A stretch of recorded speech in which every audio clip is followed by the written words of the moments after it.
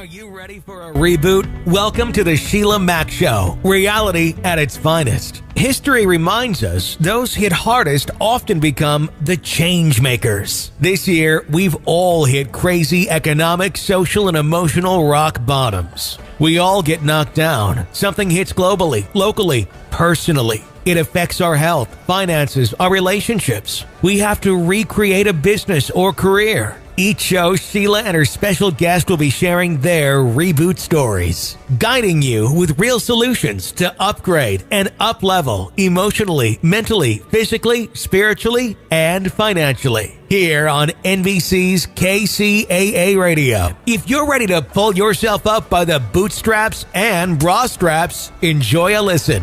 Here's Sheila. Welcome to the Sheila Mac Show, reality at its finest. Here we have real people sharing real stories and actionable steps to help you reinvent, rebuild, and reboot your business and personal life on your terms.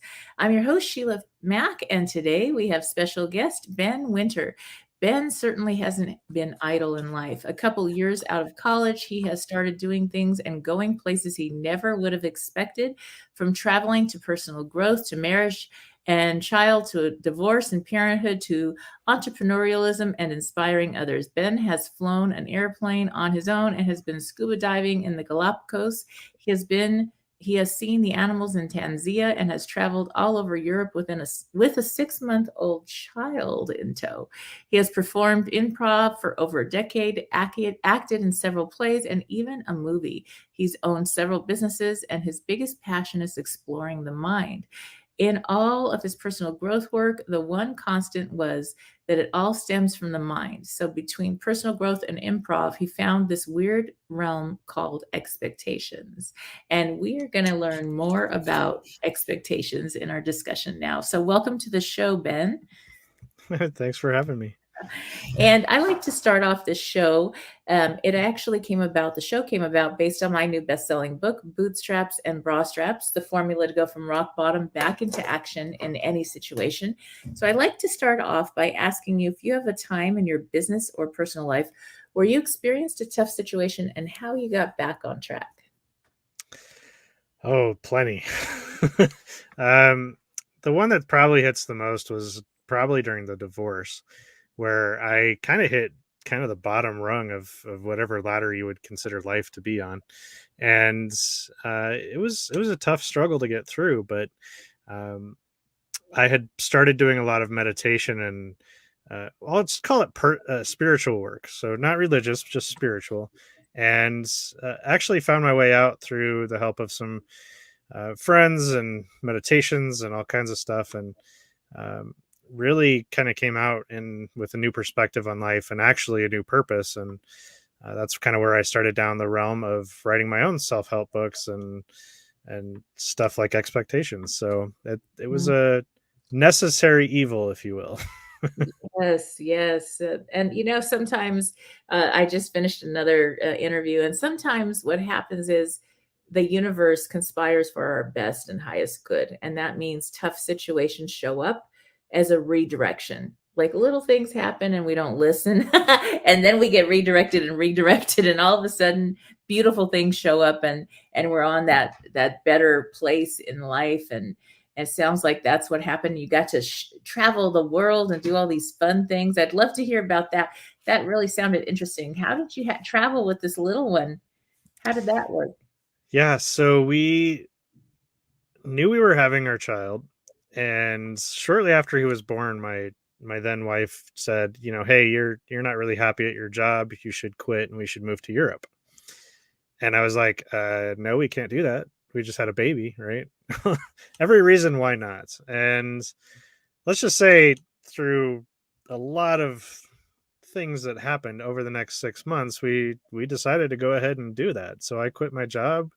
We put things in storage that we wanted to keep. We sold off just about everything else or donated it, and we hit the road. We left for Europe, and our son was 6 months old. Now, the beauty of very small children is they're not mobile. So they go where you go. So if you want to go travel Europe, the best time is between 0 and I'm going to say like 12 months. Cause usually around our son, around 9 months was like, I'm going to walk everywhere myself. Because I've met babies that are 13 months and they're just still just, I'm just hanging out. Yep. And I'm like, yeah, man, my son was like active as quickly as he could be. But yeah, we went to Europe and it ended up being a really fun adventure, about 3 months vacation, if you will. And then we came back because we missed our friends and family. So Yes. There's something beautiful about traveling. It's educational and healing and helpful in so many different ways. Now, I adopted I have 6 children, 3 of mine from birth and 3 that I adopted, and they're all grown now. But when they were little, they also traveled with me. And we, with the budget, I was running businesses, so I couldn't go far, but I did take about 3 months too. It was all summer. And we went all the way across the United States and learned about all the history of the US. And so we stayed with the Amish. We did all that. And wow. and we got to learn all these things. And then we ended up we went to Club Med Sandpiper, which is like a family Club Med vacation site. And I didn't know it was hurricane season. That's what I knew. So it was like 50% off. So it was really cool. And we stayed there for a month, and we would go to Disney World, and they had Epcot Center. And so although we did the rides, I was like, now we're in Epcot. So now we're going to learn about the rest of the world. And so we traveled when they were little. And then later, by the time my youngest were teens, I was traveling the world, and I traveled the world for 7 years straight, and learned with the Tony Robbins group and a whole bunch of other people, and went just about everywhere. And the kids were used to it because That's great. That. Yeah. So that was the thing that it changed what they were thinking and doing. Like, the world is bigger. You have opportunities and options that, you don't know that you have when you're just in one place. For sure. And now with everything locked down, and travel restrictions, all these crazy things going on, aren't you glad you did some travel time? Well, Absolutely. So there's something in not waiting for everything to be perfect to go do whatever it is you're called to do. Agreed. Very much so. Don't wait. Just take action. So now I'd love to hear about, so you went through a tough divorce, and that affects every part of our lives. When we go through something in one area of life, it affects our business, it affects our finances, it affects everything. And then you rebuilt, and you got into personal development, and you created a book and a program. I'd love to hear more about that. Yeah, so when I was going kind of through that spiritual journey, I had this idea of teaching improv to the masses, if you will. So corporate groups, training, team building, any group that wanted better communication. Because I noticed that when I was doing improv, the people that I was on stage with, there was just a higher level of trust with them than any other group that I was around, because we all knew the rules of improv and we all practiced them. So they were all kind of top of mind for us. And since we all live a life of improv, because nobody wakes up with a script, then, the same rules apply. And I use them all the time, every day. And for me, it's mostly subconscious at this point, but it's something that people can learn and use. And so I wrote my first book called Living Unscripted, based off of that. And I said, all right, people are going to hire an author, so I'm going to become an author, right? Oh, yes. It's not going to be good enough that I have this program. I'm going to be an author too. And that was probably the easiest book I've ever written, because it just flowed right out, because I already knew the content. I knew the vision. It was easy.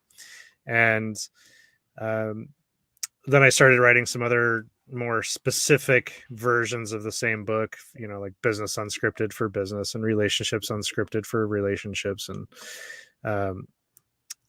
then as I was continuing to teach this, I kept coming across this saying that I would tell everyone. I said, the only reason anybody gets upset is because an expectation hasn't been met.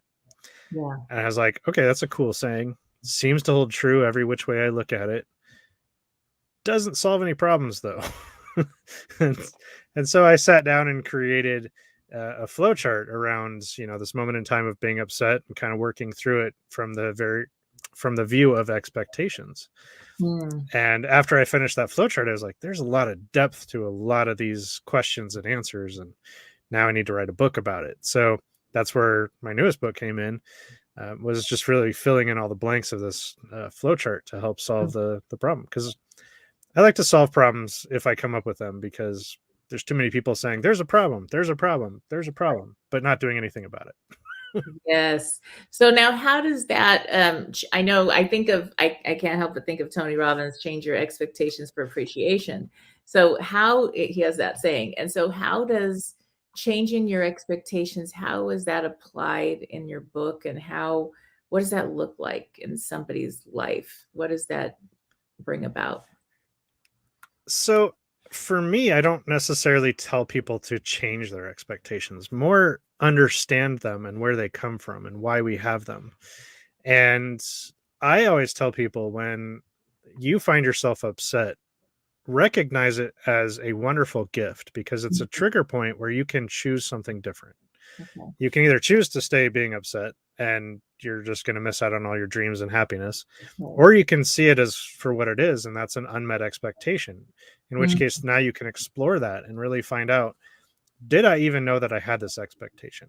Because sometimes we don't even know we have it until we're upset by somebody or something not meeting that expectation. Yeah. You know, you get into a marriage and then all of a sudden it's like, well, they're not doing what I thought they should do in this marriage. Oh yeah. Only I didn't know what I wanted from this marriage until it's now not going met, right? Yes. Yes. So it becomes this new program that you get to discover about how you think life and the universe should work. And so it's not about necessarily changing that expectation. It's understanding it, deciding if it's something that you actually truly want in your life. And then if it involves somebody else, is it time to share that expectation? And is that expectation reasonable? And also, what are their expectations? Because they may or may not match. And so to change your expectation, you have to first know what it is.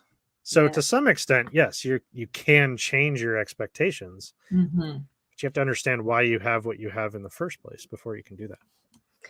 This is so true. And I do some similar stuff with relationships, and there's these expectations, especially going into a marriage. That's a great point. And there's a whole bunch of question answers in my relationship portion of my book, because people have they may date one way and it may be wonderful. And it'd be like, wow, this is great. We could spend all our life together, just do these dating things.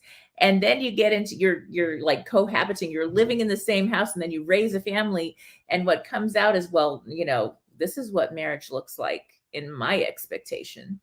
And there's these unwritten rules from the culture, from the family, from who knows where, and each person has these unwritten rules that nobody talks about.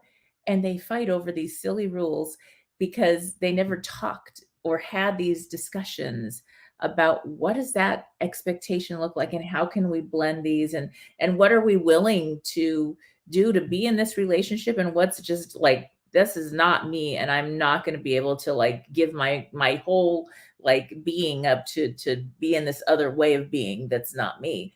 And those discussions to have before are going to save so much money and time and family struggle. And think about right now, parents having their children move back home that are adults. I have 2 adult kids that are back home, and I love it, and we get along really well. But there's a lot of people struggling with that because there's a different relationship. They're not your children, they're your children, and you're helping them out because the dorm closed and they were in college, whatever, with this pandemic. And so now you're like, okay, but now you're in this home and you're not a child, so I can't treat you like a child, but there's expectations because you're living in my house and it could be a roommate that, oh my gosh, like I remember I had different roommates after, like I've owned my own homes, married, divorced, whatever, because it was an arranged marriage and we were so different. It was like night and day. I was like, I'm not giving up everything I want to do in life to just be controlled. No, but it did, and he didn't want to work. But anyway, long story, but not a bad person. It just totally different, so different, night and day. But we have these incredible kids, and that was what kept us together as long as we did, was for the kids, and that was that. But when you think about it, those expectations, we didn't have those discussions. It was an arranged situation. And so we didn't get to say, hey, What do you want? What do you expect? What are your goals and vision? How do you want to raise a family? What do you want to do? Are you going to work, or, oh, if I make too much money, you don't want to work, or whatever? These are certain, at what level is what you want to earn or be, or what religion you want to practice at home. If you have kids, you might have a combined religion, or you might, okay, we're going to do it this way. But those discussions are make or break. And that's for business too. So there's expectations of a business. When I hire people for my business, I have certain expectations that I'm very clear about. And I think that helps screen a lot of people that it wouldn't fit. And I don't really, I have VAs now, but I had 5 gift stores and over 200 employees at one point in my younger life while raising all these kids. And so I had to be very clear about my expectations, and then what I offered my employees was, it was more like a family. And there were, flex time, and there was a lot going on that was very modern. And this was 1993, I think it was, that I started with the first store. And so a long time ago, and I had 2 nannies that did childcare for the ladies that wanted to sell in the store but had babies, and all kinds of flex time and things. And I was like, I can't pay you more than this, but I can offer you all these things that you would want. And that's why it was like a family. But I expect during the holiday big sale, I expect you to be on board. And so is that. So it is expectations. That's huge. Yeah. And the other thing to keep in mind is, even if you have those discussions beforehand, the communication doesn't stop. There's always going to be something else. There's some nuance that changes, or a new situation that arises. So just because you had that conversation up front doesn't mean you stop having conversations about these things. Exactly. It is. It comes up almost every day, almost every week, when you think about it. And just, I think when you're able to have those honest communications, and it sounds like your book helps with a lot of that, is, pulling those expectations out and talking about them, maybe, or just realizing, oh, is that what it is? I mean, I know I didn't feel well for a while. I had a minor surgery things this last year, and I was mad at myself because I'm used to doing a lot. And even though everybody thought I was still doing a lot, to me, I wasn't meeting my own expectations. And I had that in my mind. I was like, oh, on journaling, I was like, wait a minute. What can I just love myself through healing? What if if a friend, a relative was going through all this stuff, I would be so kind to them. Why am I being so mean to myself? Why can't I give myself a minute, And it really helped me shift that talk in my head about, oh, like you could do so much more, and what, you didn't clean this whole section of the house because you worked 12 hours today and you don't feel good. Like, that's still like, instead I changed it to, oh my gosh, you got so much done, you should be proud of yourself for what you could do instead of what you didn't do, which is a big expectation on ourselves. How does that play out in your book with self expectations? Well, this is the hard part for people to digest, is it's a practice. You have to practice. If you understand that most of how you think and feel and respond to the world is programmed into you, like 95% of it by the time you're 18. Mm-hmm. And I think 50% of it by the time you're 7, or something insane like that. If you remind yourself that it took you 18 years to be programmed, it's not going to take you 18 minutes to unprogram yourself. Or to change the programs. You now have to consciously create new habits and new thoughts. So loving yourself isn't just a one-time, I'm just going to choose to love myself, and now I'm done. You are going, when you decide you want to do something, well, guess what? You're going to get plenty of opportunities to practice. Yeah. And that's just how the universe works. I'm going to practice patience. Great. Here's an opportunity to practice. Oh, here's another one. Here you go. Yeah. It's like, oh, I was hoping I would get this and there'd be no more lessons. Right. But you have to practice it until it becomes such a habit that you don't even think that you're doing it.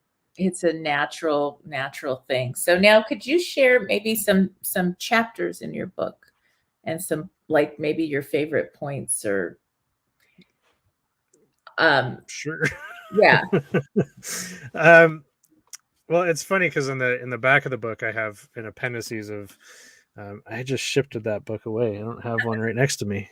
Oops. But anyway, there's in the appendices I have lots of examples. So I talk about like religion and science and sex and employment and all those things. I provide examples of like how this can be used in those worlds. But you know, the piece, one of the pieces in there that I really like to explore is your subconscious is working for your benefit, and it only sees it that way. It doesn't see things as right or wrong. It's just, this is what I know and this is what I'm going to do, and it's the right thing, always the right thing. Okay. And so your subconscious is running you. So when you speak a language, you grew up learning to speak that language, therefore your program says this is the language I'm supposed to speak. So when you start to fight that and you're working on a new language, your body's like, well, no, I already do this language. Or you know, in a relationship, you know, I'm supposed to be the provider and you're the one providing, like this isn't right. And now I'm fighting it. And the main reason for this is that the programming that you have doesn't want to be wrong, because all it knows is that this is the answer. This is what I know and this is what I'm going to do. So our subconscious may fight us when we want something different, because now we're consciously choosing something different than our program. Oh, yeah. So if we grow up learning to not love ourselves and to put other people first, and we now want to love ourselves and put ourselves first, we have to battle that old program that's really good at what it does. Yes. Protecting us. It is. It's At absolutely. that one time, it did protect us, and then it doesn't serve anymore at a certain point sometimes. Exactly. And so now we have to fight this. But the good news is the conscious choice is very, very strong, but it's very, very short. Yes. So you have to practice that consciously over and over and over and over and over until that voice grows really loud and the other voice grows really soft. And that old program's never going to go away. It may get so silent you forget that it ever existed, but it's still there. And every now and then some situation will come up. It's like, hey, I'm still here. It's like, great, go sit down. You know, people will look at me nowadays and they're like, when I tell them that I had no self-confidence and I was like the shy kid in high school and college, they're like, what are you talking about? Well, I've practiced for many, many, many, many, many, many years on ways to have self-confidence and be confident in myself and my actions. And, you know, yeah, every now and then it's that little voice says, Ben, are you sure? Are you sure you're good enough for this? Right. And I'm like, yeah, sit down. I got this. Yes. And that's the big misconception that a lot of people have when they start down the personal growth journey. It's like, I'm going to read this book and I'm going to be cured. Well, now, first of all, you're not curing anything. You're just changing a paradigm. And second, you're reading something that you're supposed to practice over and over and over and over and over. So whether you do Tony Robbins, whether you read books, whether you know, do this course or that course, who cares what you're doing as long as you're moving forward and practicing what is being taught. Like my flowchart, it's not a one-stop shop, but if you find yourself being upset and you follow the flowchart, and you find yourself being upset and follow the flowchart and over and over and over, eventually the amount of time that you're upset shrinks down to almost nothing, and it actually starts to reverse itself, because then you start to recognize expectations going unmet before it actually becomes a problem. So then you're able to talk to yourself or the people around you and say, hey, before I get upset, I forgot to tell you that I have this expectation of you. So that's my bad in not communicating up front. Now let's have this dialogue and talk, because I don't want to be upset and I don't want you to get upset, and so on and so forth. Yes, that's so true. So it's really, to me, it sounds like kind of like a brain thought rewiring in a way, because the more you practice, then that becomes the conscious and the subconscious. It's an automatic thing, but it's something that, you know, we can rewire our brains, and it takes so much effort to. I know I lost a child. One passed away. He was 22, and it was December 2019. It was really hard. He had a heart condition. And when you go through something like that, especially as a mom, your brain, it doesn't matter if it's a car accident, a loss of a loved one, whatever tragedy, your brain will keep going. Like you'll replay the whole sad part or the difficult part. And I was aware, oh man, I don't want to live there.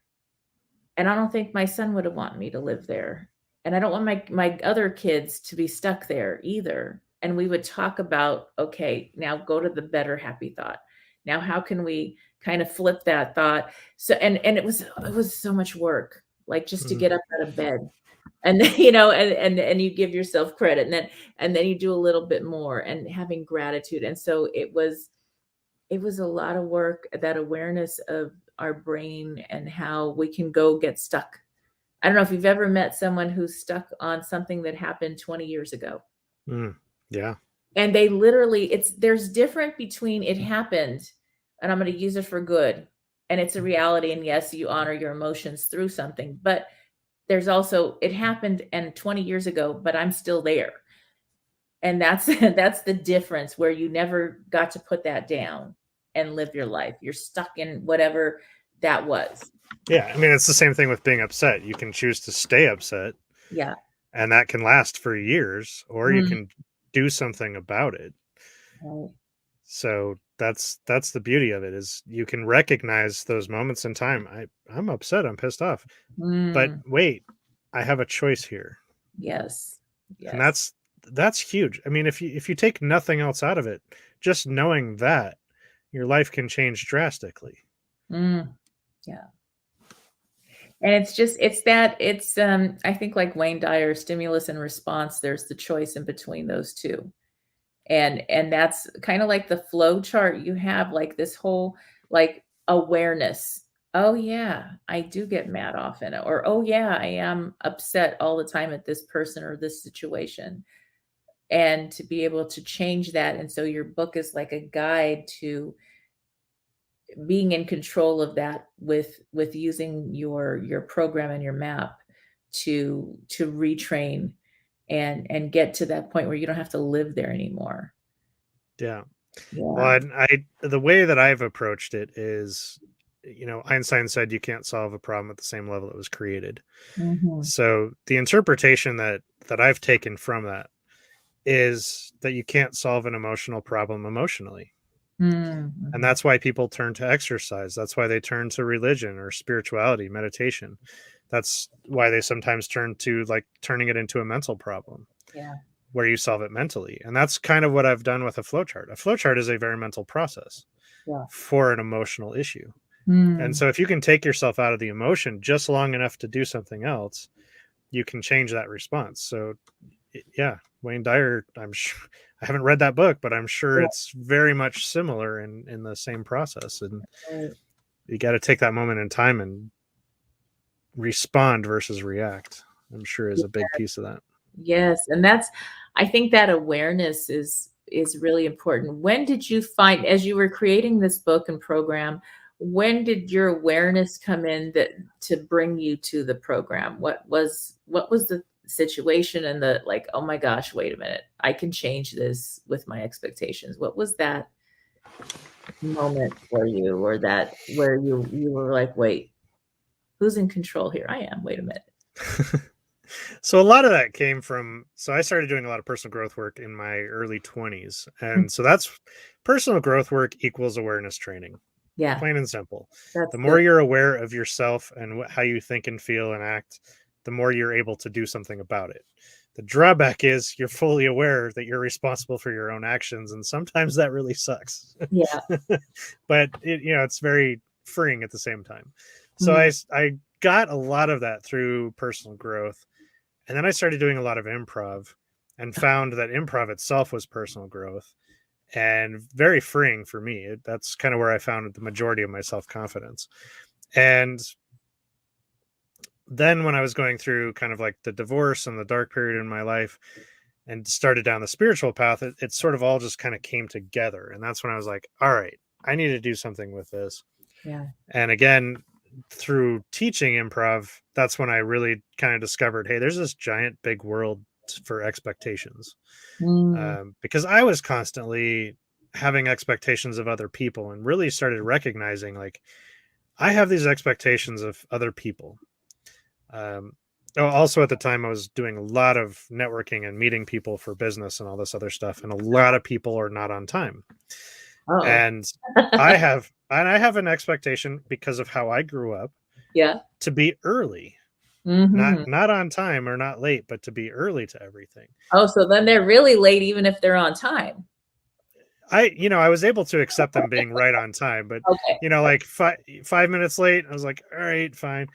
10 minutes late, it was like kind of messing with me. 15 minutes late, I'm like, we have cell phones, people. Like 15 Yes, minutes late should not be a thing without some sort of like, hey, I'm running late. And so I started to really check in with myself. I'm like, are my expectations reasonable? Hey, have I even shared my expectation about being on time with this person? right. If I'm setting that meeting saying, hey, I grew up where I'm always early, so I will be there early. If you want to come early, great. If you want to come on time, that's great. If you're going to run late, let me know. That's me setting an expectation with the other person. Now, if they say, yeah, no, I'm always 15 minutes late, I'll be like, okay, that's going to take away from our meeting time, because, I end right on time too. But as long as I know that, I can adjust my expectations around it. Yeah. If you are just tuning in, this is NBC's Sheila Mac Show here on KCAA Radio, the station that leaves no listener behind. I'm your host, Sheila Mac, and today I'd like to give a special thank you and shout out to the sponsors of this episode, Lindsay Cluen. If you are ready to supercharge your healing journey and have more joy and clarity in your life, Lindsay Cluen is here for you.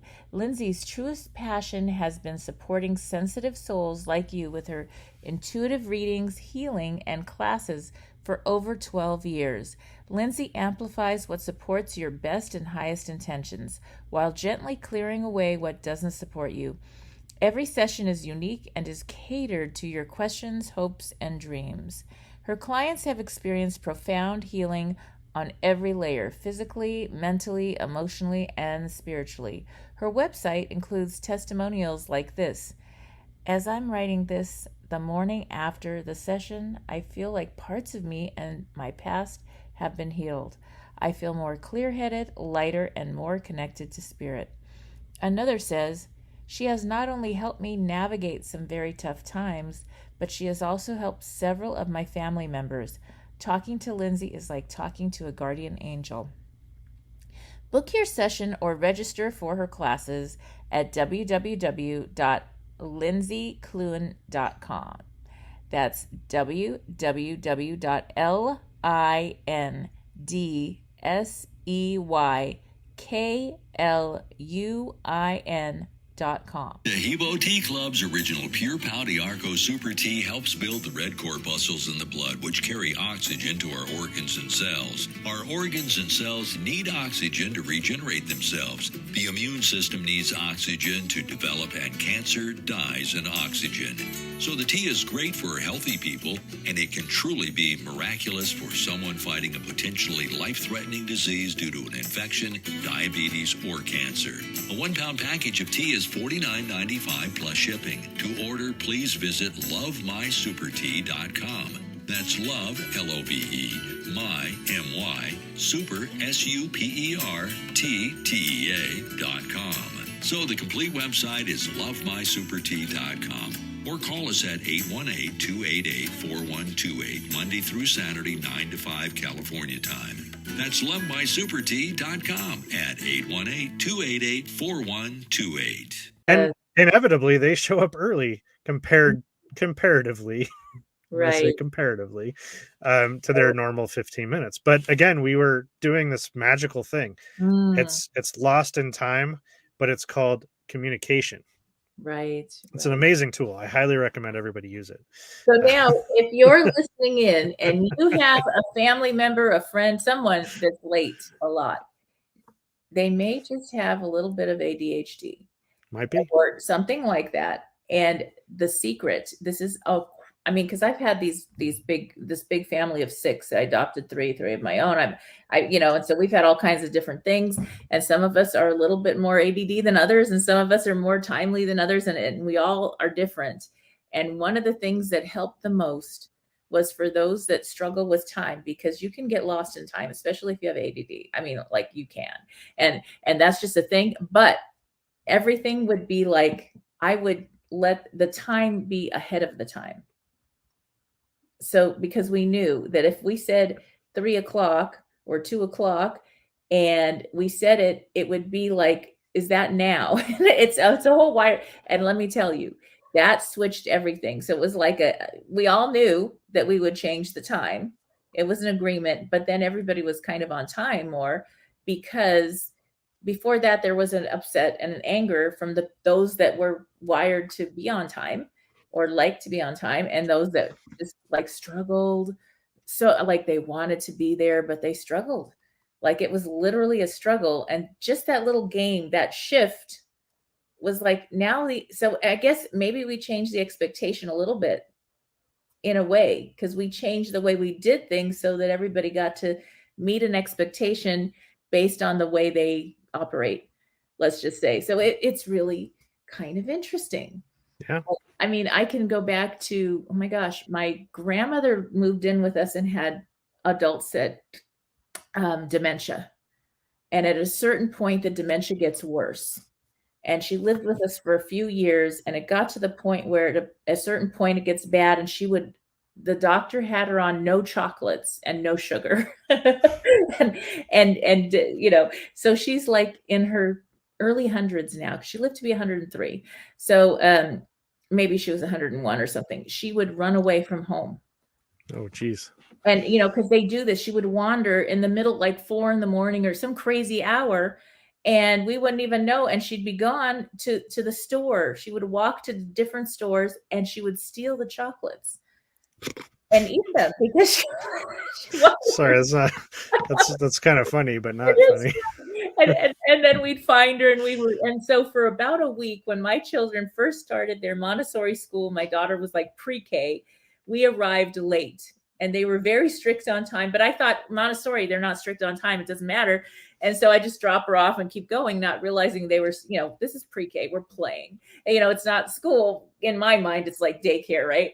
And so then the principal gets us in the office. It was a husband and wife team that ran the school, and they were both there. And they said, we told your daughter that she's been late 3 times this week. And she put her little hands on her hips and said, do I look like I drive? I wanted to be here on time. So until I get a license, you're talking to the wrong person. It's a true story. Well, listen, and she has always been on time.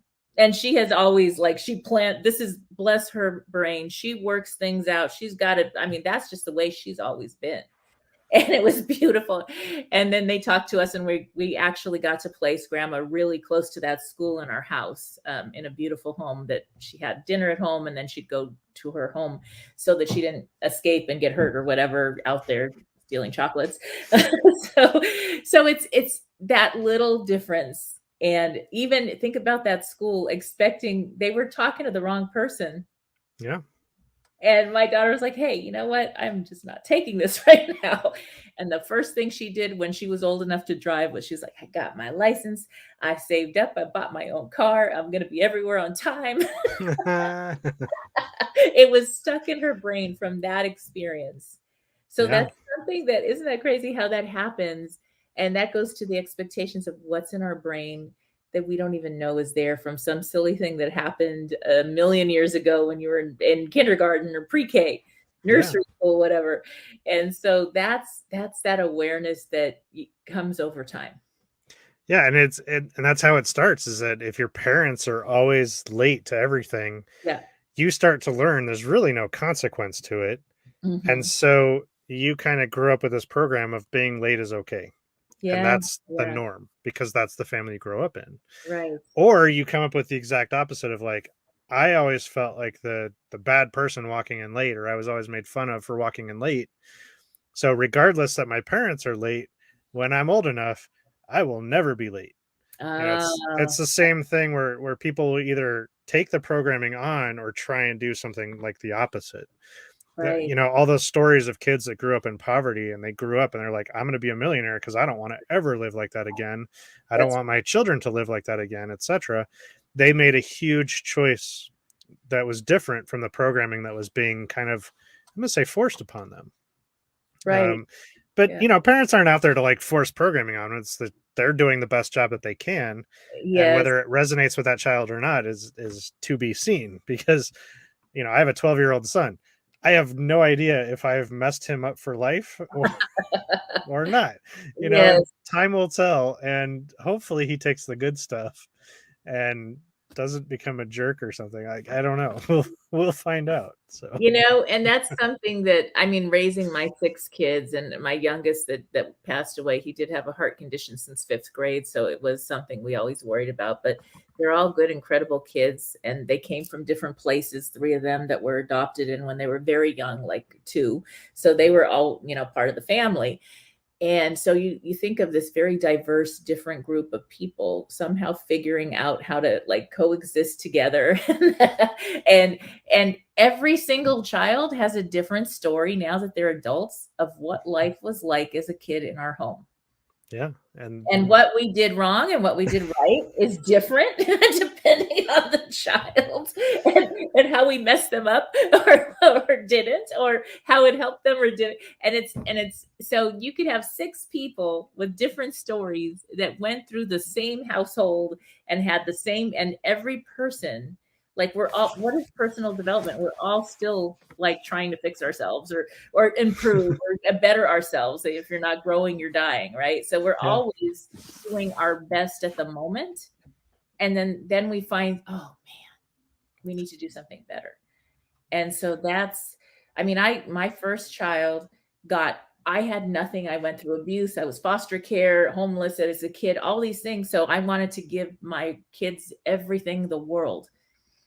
And I did, best education, best opportunities, travel the world with me, everything. But there's overgiving. So if you, believe it or not, if you give too much to your children, they will resent you and they won't learn and grow. And so there's a balance of doing too much or doing too little, or, I mean, it's ridiculous. Yeah. And there's no perfect answer. There really isn't, because each one is different and they have different needs. I had, out of those kids, imagine 3 of them did great in a certain type of school. The others, so some were more ADD, whatever. They needed Montessori. They needed Waldorf schooling. They needed to be free. And the others, my daughter was so happy. She's the only girl, all boys. And she was so happy when she got to go to Catholic school. We're not Catholic, but she got to go there, and they're very like strict, and everything is very regimented. And she was in 7th heaven.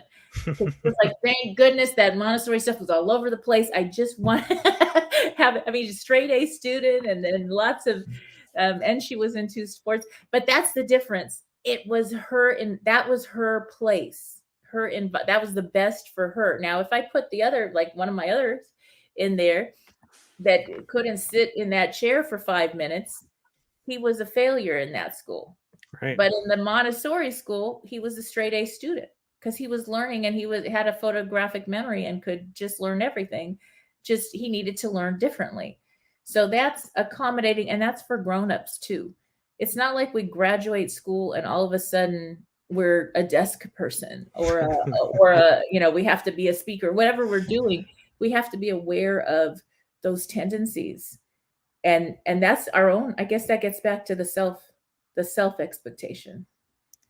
Yeah, there's so many inputs in our life when we're kids. There's TV, there's friends, there's people at school. Sometimes we'll hear the same thing out of one person's mouth and interpret it differently. Yes. So everybody having a different view of how it all happened. It's funny. It has nothing to do with what actually happened. It has to do with all the inputs that change our perspective, changes our pair of glasses that we wear.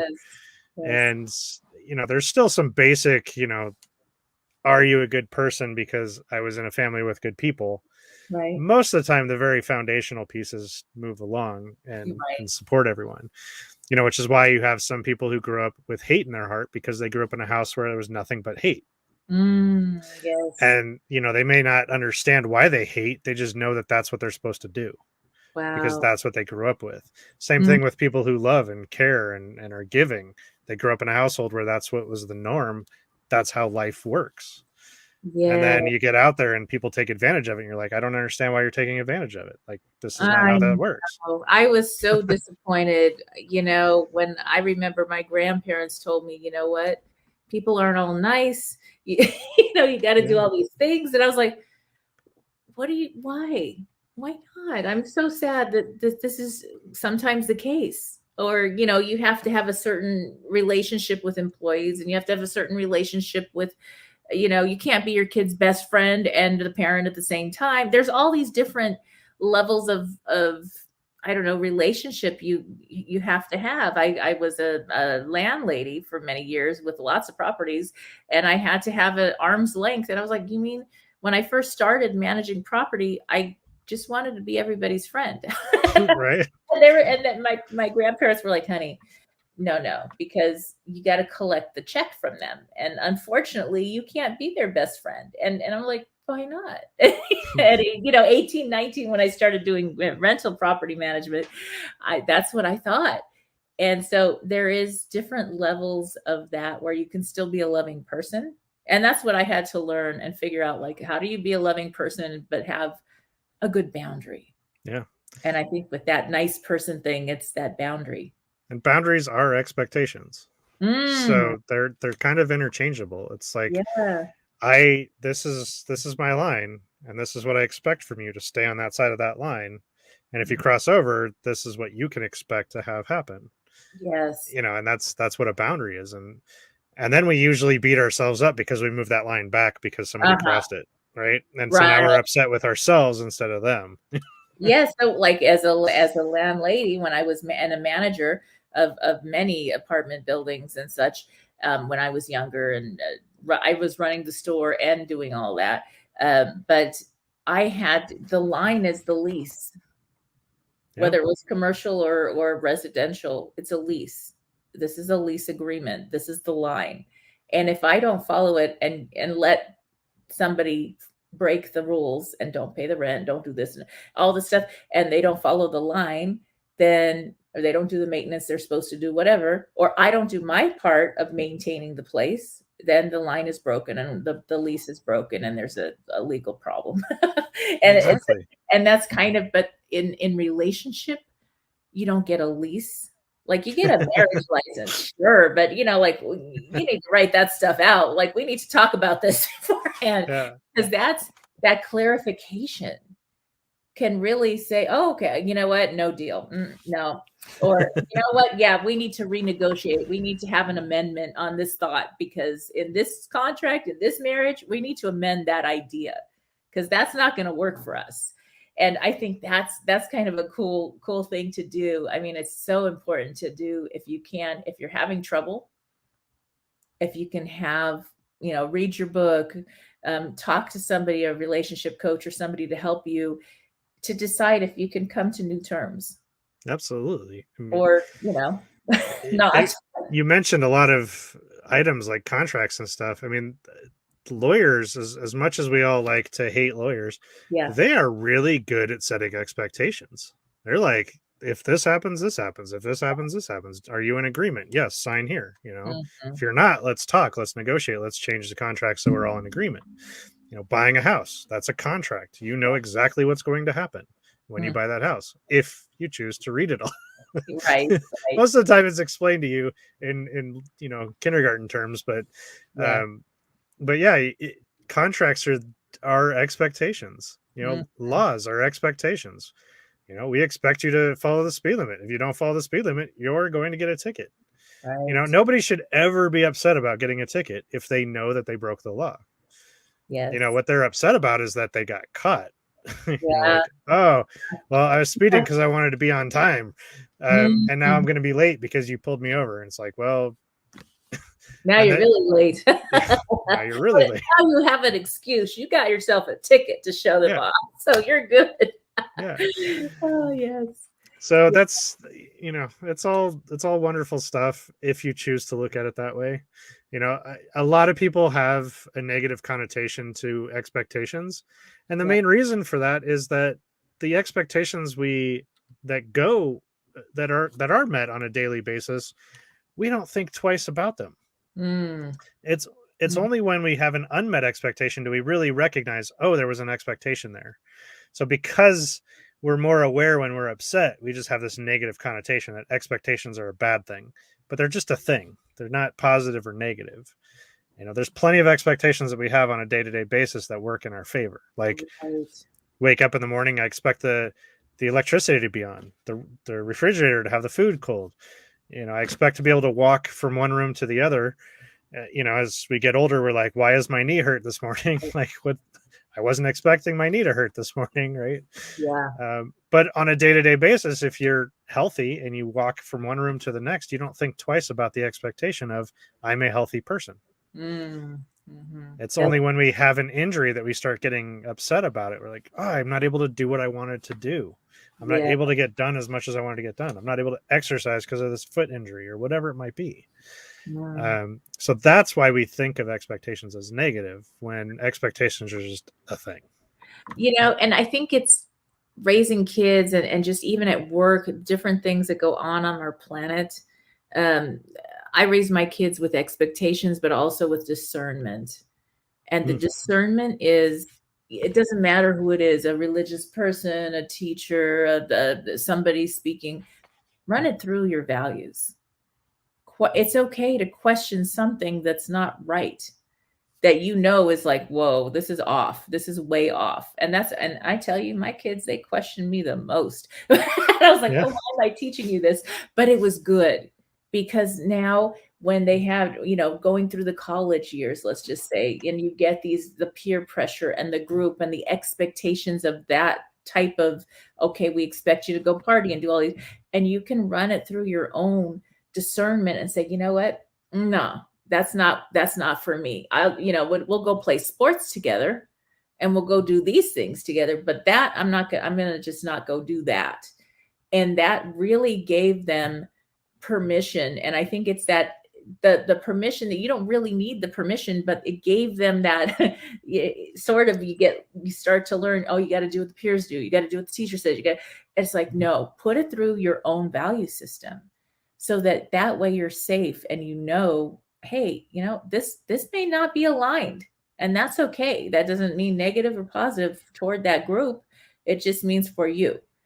And that's super important. I like that a lot, for sure.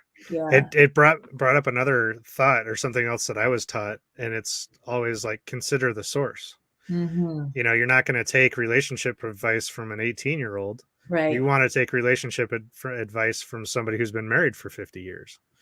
They kind of know how to make it work. Right. But again, with discernment, you can say, well, I like what you say about your relationship and how it works, yet I'm not sure that we're going to have that type of relationship. So I'm going to take some parts of what you say and, discard others. Right. You're not going to take financial advice from somebody who doesn't have a portfolio. Mm-hmm. Mm-hmm. You want to take financial advice from like Warren Buffett, Yes. somebody who's really got finance figured out. Exactly. It's that type of thing that we don't often do in society these days, is we don't necessarily consider the source when we're taking new information in. It's like, who is giving me this information? What's their motivation? What's their values? Are they in alignment with who they're reporting on or providing results for, or are they independent, or whatever it might be? But we have to consider the source. Yeah, it's so important. It's so important. So now we are coming to the end of our talking time. So I'd love for you to share where people can connect with you more, and also where they can get your books and programs. Easy enough. I would recommend everybody go to havingexpectations.com, and you can get the flowchart we've been talking about for free. There's links to my books, to social media, all that fun stuff. So havingexpectations.com. All right. All right. Thank you, Ben, again for being a special guest on the show. Yeah, thanks for having me. This has been great. All right. And for those tuning in, we'll be back after these messages. Stay tuned. If you are just tuning in, this is NBC's Sheila Mac Show here on KCAA Radio, the station that leaves no listener behind. I'm your host, Sheila Mac, and today I have a couple of announcements. First, I would like to hear from you. That's right. I would love to hear from you. To be honest, I want to know what your breakthrough is, what your reboot is. How are you reinventing and rebooting your life? What shows would you like to hear more of? What information do you need to help you get back on track this year? And to do that, the best way to connect with me is actually through my new YouTube channel, and that is Sheila Mac Show on YouTube. And there you can see past recordings, and you can also see other information and shares that I have. And I would love for you to share in the comments there what you're needing more of and what you're rebooting this year and how we can help you get back on track. Are you ready to make more money in your business by telling your heartfelt, vulnerable story? Hi, I'm Leanne Clune from Radiant Books, and join me on the Sheila Mac Show, where I'm going to talk about making more income, impact, and creating a legacy by sharing your story in a highly leveraged collaboration book, sparking unlimited possibilities for you and your business. Leanne Clune, Radiant Books. See you then. All right, I have some business leader reboot tips for you. If you are a small business owner, then there are a few things that can help you. First, think about business credit versus personal credit. If you have not tapped into business credit, this is very important. I actually have some free resources on my website to tell you more about how to do that. But business credit will get you, oh my gosh, more than 10 times, probably closer to 100 times more credit opportunities than if you just use your personal credit. And it will also save you in the event that you need to tap into personal credit or a home loan at that time when you need it most for your family or for whatever surprise we have next in this pandemic. So that is one tip that will help you and your business to get ahead this year. You need a guide to show you how we get through a situation like this, to give you resources and to help you get out of the emotional pea soup fog of dealing with a crisis and the resulting fallout. I've been there, and I'm here to help you.